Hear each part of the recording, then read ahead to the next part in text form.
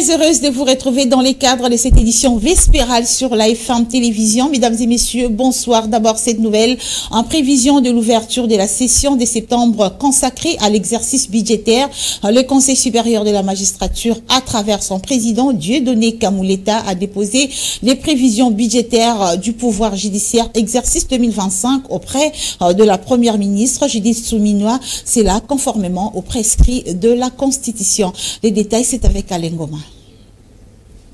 Le Conseil supérieur de la magistrature, avec à sa tête Dieudonné Kamuleta, aussi président de la Cour constitutionnelle, ainsi que Jean-Paul Mukokesha, procureur général près la Cour constitutionnelle, a réaffirmé à l'issue de sa rencontre avec Judith Suminwa, première ministre, ce jeudi 5 septembre, sa volonté de travailler en étroite collaboration avec les autres pouvoirs de l'État. Le Conseil supérieur de la magistrature a formellement démenti toute tension avec le pouvoir exécutif en lien avec les récents événements de la prison centrale de Makala. Dans sa déclaration, Dieudonné Kamuleta a fait savoir: ne nous mettez pas dans une approche de confrontation, nous sommes dans une approche telle que tous ensemble, nous pouvons faire avancer la chose publique. C'est pour cela même que nous avons un cadre de concertation qui existe depuis tous ces temps. Nous sommes déterminés à faire que la République puisse en sortir gagnant.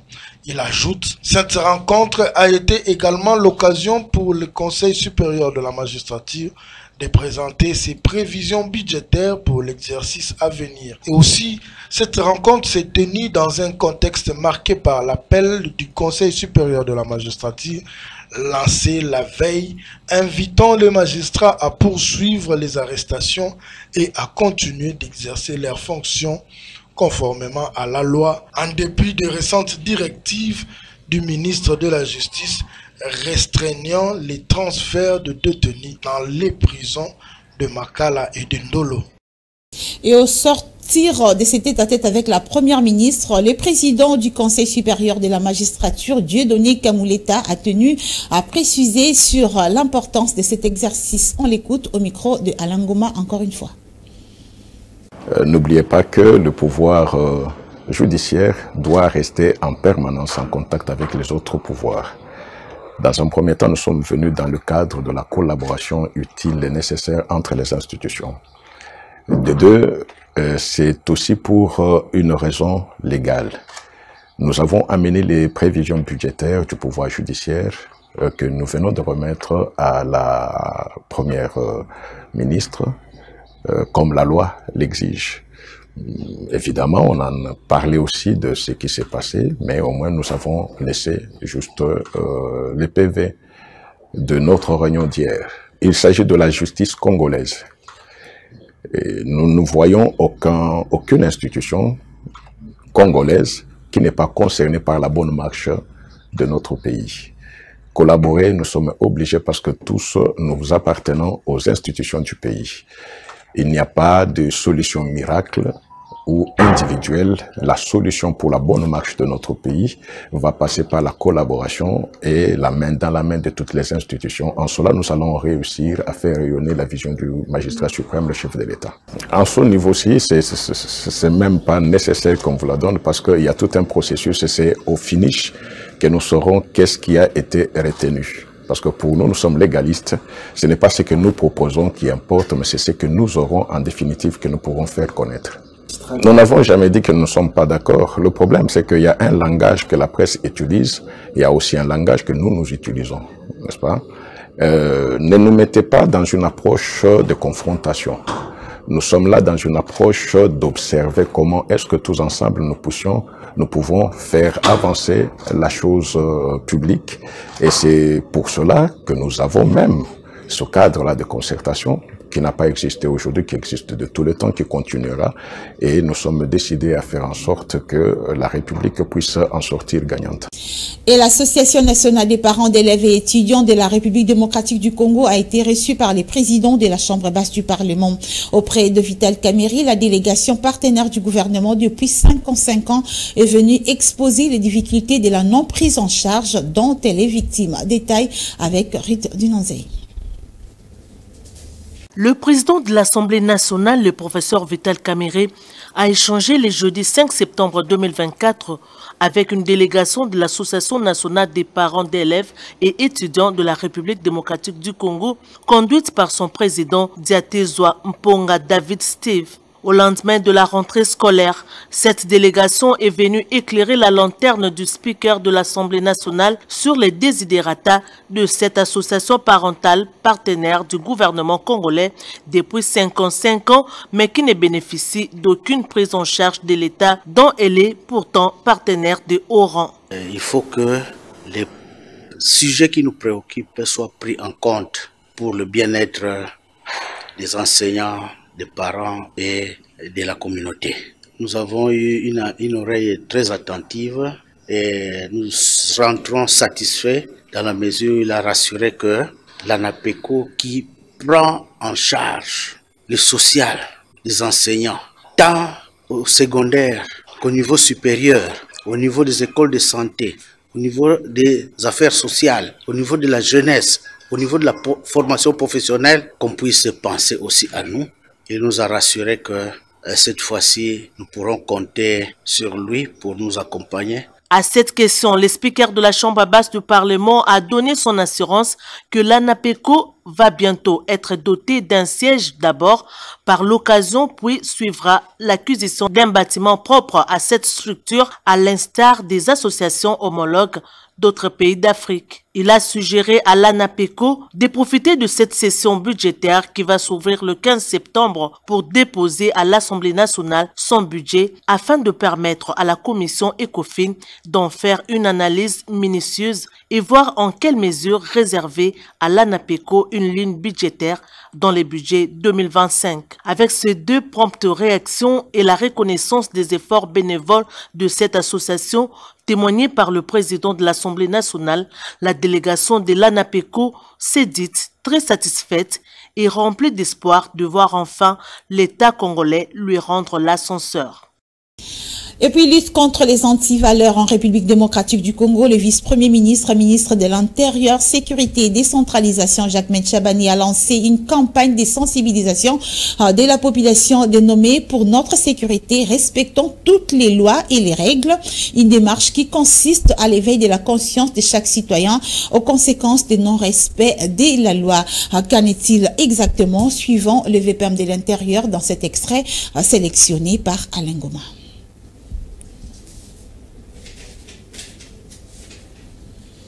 Aujourd'hui, suite aux instructions du président de la République, je vous annonce une initiative essentielle du gouvernement pour notre société qui nous concerne tous. Le lancement de la campagne nationale intitulée « Pour notre sécurité, respectons tous la loi et les règles ». La lutte contre le banditisme urbain est un défi majeur qui passe par la restauration de l'autorité de l'État. D'autres fléaux comme les nuisances sonores mérite plus de sensibilisation et tout ceci afin que chaque citoyen soit conscient des conséquences du non-respect des lois. La sécurité routière, valeur cardinale du code de la route, est fondamentale pour garantir la sécurité de tous les usagers, piétons, cyclistes, conducteurs et passagers. Chaque année, nous déplorons des accidents qui pourraient être évités par une simple prise de conscience et un respect des règles. La réduction des embouteillages provoqués notamment par l'incivisme, le manque de courtoisie routière mérite d'avoir une place importante dans cette campagne. Pourquoi cette campagne est-elle si importante? Tout d'abord parce qu'elle vise à sensibiliser chaque citoyen aux conséquences du non-respect des lois en République démocratique du Congo. Ensuite, chacun de nous a un rôle à jouer dans la sécurité de notre communauté, en respectant le code de la route, les symboles de l'État et en faisant preuve de courtoisie routière. Nous garantissons non seulement notre propre sécurité, mais aussi celle de nos voisins, de nos amis, de nos familles et de tous ceux qui partagent notre espace de vie. Il est évident que cette campagne a pour objectif d'éduquer. Nous fournirons des ressources, des outils pour aider chacun à mieux comprendre les lois et règlements qui nous entourent. L'éducation est la clé pour instaurer une culture de respect et de responsabilité. Enfin, et c'est sûrement le plus important, cette campagne vise à restaurer l'autorité de l'État. Il est essentiel que chaque citoyen ressente la légitimité des institutions et des forces de l'ordre. Nous devons tous avoir confiance en notre système et cela commence par le respect des lois qui le régissent. Et le gouverneur militaire d'Iduturi rejette en bloc le propos de Corneille Nangaa qui considère les Congolais comme étant ses frères. Le général Luboya Kachama ne tergiverse pas pour lancer une mise en garde à l'ancien président de la CENI suite à son implication dans la recrudescence de l'insécurité dans cette partie du pays. On l'écoute. Vous avez suivi vous-même les messages de Nangaa, non? Il a dit, moi je lui dis, écoute, tu n'as pas de frère ici. Tu n'as pas de frère Nangaa, tu n'as pas de frère ici. Ici, il n'y a que les Ituriens, les Congolais qui sont tous ensemble. Vous venez avec les étrangers et vous dites que non, voilà, Bandukuyangu Yawapi. Vous n'avez pas de Ndougou ici. Vos Ndougou, ce sont ceux-là avec qui vous êtes là. Restez là-bas avec eux. Donc nous sommes prêts à répondre à toute éventualité. Et aujourd'hui, nous sommes très heureux parce que nous sommes avec toutes les communautés. Vous avez vu, ils sont là. On a travaillé avec eux. C'est eux qui nous ont donné les informations. Le reste, il n'a qu'à faire des rêveries, ce n'est pas notre problème. Autre chose à présent, plus question de bras de fer demain samedi à la 10e rue Limete, siège du parti présidentiel tel que prévu par les Kabuya et Bizibou. Pour une remise et reprise avec force, Augustin Kabuya et Deogracias Bizibou ont enfin aplani leurs divergences à l'issue de la réunion d'urgence tenue hier jeudi 5 septembre autour de Maman Marthe Kassalou, la veuve du feu Étienne Tshisekedi Wamulumba. Une décision saluée par les combattants du parti présidentiel UDPS. Reportage. Les linges sales se lavent en famille, dit-on.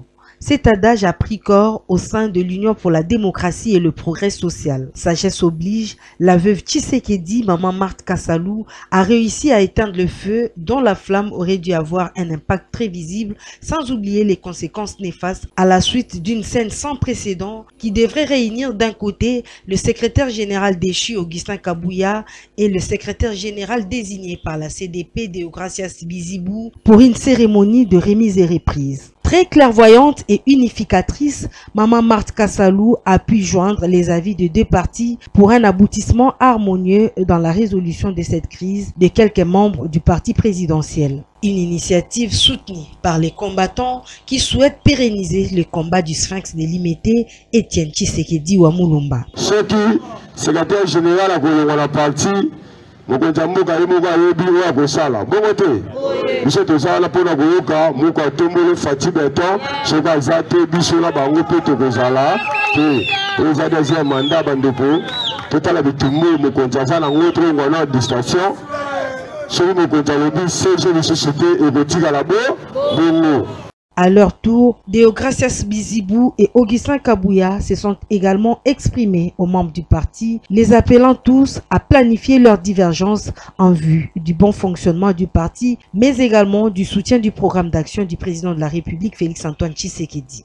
Toko senga bolimbisi ko présenter ba excuse pas tata mokonza ekolo na e pas mama na biso Maman Marthe Kassalou. Na maïnyoso euti kolega puisque comportement na biso wana eza ko frustrer mama na biso eza ko frustrer mokonza mboka puisque biso au rôle to il faut to jouer eza ya ko sala ba proposition ya paix pona ko accompagner politique ya mokonza ekolo. L'UDPS vient donc de traverser une zone de turbulence. Les cadres et membres de ces partis vont désormais regarder vers une même direction afin de conduire à bon port les idéologies leur léguées par le sphinx délimité Étienne Tshisekedi. Un exemple à suivre pour d'autres partis politiques qui jusque-là ne parviennent pas à joindre leurs avis après la mort de leurs visionnaires. Et puis, célébration ce vendredi 6 septembre du 10e anniversaire d'existence de la Commission d'intégrité et des médiations, CIMIM. Idrissa Katenga, président de cette structure, soutient l'idée du dialogue tel que proposé par l'opposant Martin Fayoulou. Bien avant, le président de la CIME a présenté les différentes activités prévues pour la commémoration des 10 ans d'existence de cette structure ayant pour mission les résolutions des conflits. Idrissa Katenga est au téléphone de Ruth Dinonzei. En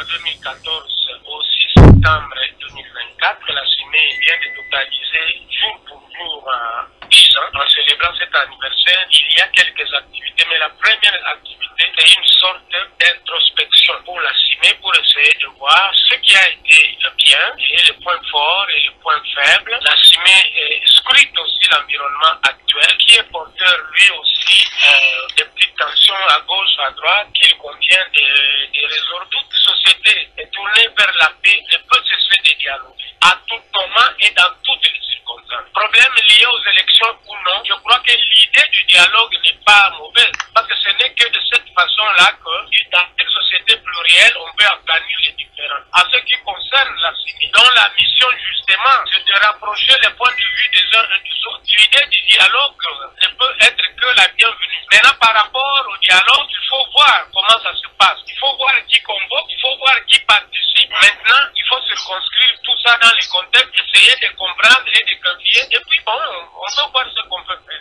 Santé à présent, le ministre de la Santé a réceptionné le premier lot de 99 100 vaccins contre l'épidémie de Mpox. Ce don de l'Union européenne a été fabriqué par un laboratoire danois. Ruth Dinonzei pour plus de précisions. Le ministre de la Santé, Hygiène et Prévoyance sociale a réceptionné ce jeudi 5 septembre à Kinshasa un lot important de vaccins anti-Mpox grâce à l'appui de l'Organisation mondiale de la santé OMS et de l'Union européenne ainsi que le Fonds des Nations unies pour l'enfance UNICEF.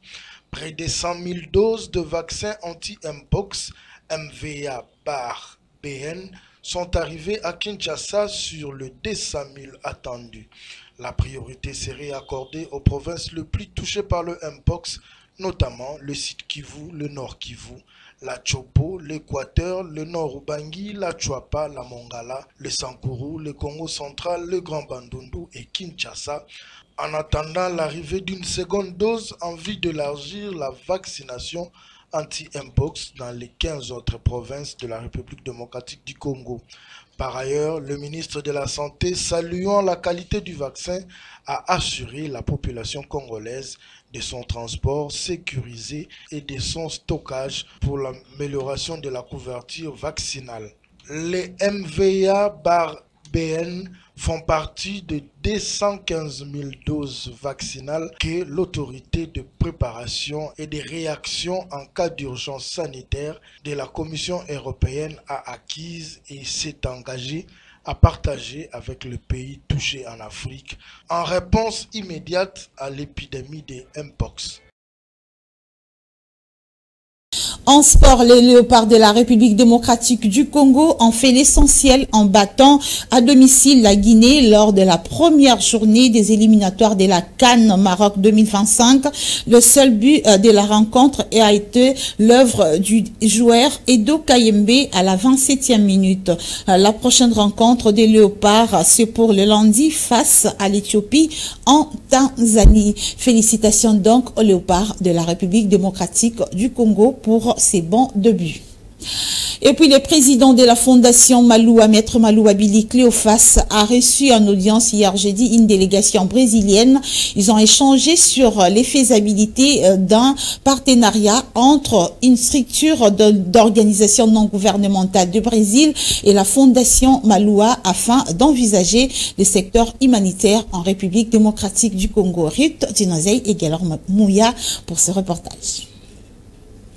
Cette délégation brésilienne en séjour en République démocratique du Congo, précisément à Kinshasa, a jugé utile de rencontrer le président de la Fondation Maloua, Maître Maloua Billy Cléophas, pour conclure un partenariat entre la Fondation Maloua et les institutions brésiliennes. À son arrivée, la délégation a été chaleureusement accueillie par le président de la Fondation Maloua, Maître Maloua Billy Cléophas. Après un bref entretien au siège de la Fondation, la délégation a été conviée à une visite, d'abord dans l'entrepôt de la Fondation, ensuite dans les installations de la Fondation Maloua ainsi que celle de la FM Télévision. Arrivée sur le plateau de la FM Télévision, Madame Béatrice, journaliste brésilienne qui faisait partie de la délégation, a apprécié le travail abattu par le président de la Fondation Maloua. Então, je remercie beaucoup, je dis vraiment merci beaucoup de l'avoir ici. La Fondation Maloua, il a vraiment beaucoup aimé la Fondation. Les impressions concernant la RDC sont vraiment, selon son entendement, le pays est en train d'accroître. Então, tem muito para fazer e temos muito para ajudar. Il y a beaucoup à faire et étant International Management et Consulting et le CO, elle a dit moi aussi a beaucoup aidé la Fondation. Cette prise de contact entre le président de la Fondation Maloua et la délégation brésilienne revêt une importance capitale pour le développement du secteur humanitaire en RDC. Plus rien sur ma table, plus rien donc à vous informer, c'est-à-dire c'est la fin de cette édition du journal qui a été coordonnée par Alain Goma, Ruth Dinanzei, Samuel Ilunga et Rabi Fouka, sans oublier Benjamin Makola. Merci à vous de nous avoir suivis. On se retrouve prochainement si Dieu le veut.